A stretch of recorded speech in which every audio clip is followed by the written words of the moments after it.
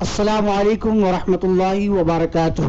محترم ناظرین حضرات، محترم سامعین، آپ دیکھ رہے ہیں اسلامک معاشرہ یوٹیوب چینل۔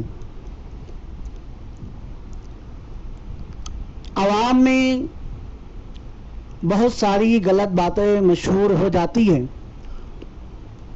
اور عوام اسی کو شریعت کا حکم سمجھتی ہے۔ جیسے مثال کے طور پر جس گھر میں بچے کی ولادت ہوتی ہے تو لوگ یہ سمجھتے ہیں کہ اب پورا گھر ناپاک ہو چکا ہے اور وہ عورت کوئی چیز پکا نہیں سکتی، آٹا نہیں گوندھ سکتی۔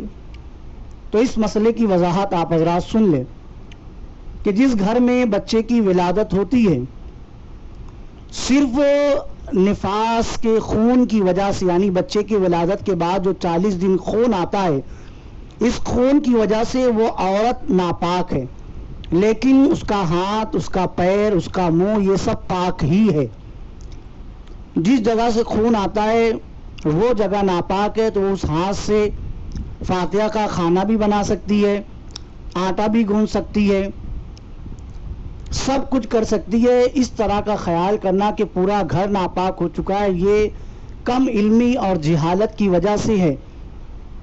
اور لوگ اس گھر میں نماز نہیں پڑھتے، لوگ قرآن کی تلاوت نہیں کرتے اور بہت زیادہ اچھوت جیسا سلوک کیا جاتا ہے، تو یہ سب اسلام کے خلاف ہے، شریعت کے خلاف ہے۔ جس گھر میں بچے کی ولادت ہوئی، بالکل اس گھر میں فاتحہ بھی دی جا سکتی ہے اور اس گھر میں ذکر و اذکار بھی کیا جا سکتا ہے، اس گھر میں نماز بھی پڑھی جا سکتی ہے، اس گھر میں میلاد شریف بھی منایا جا سکتا ہے۔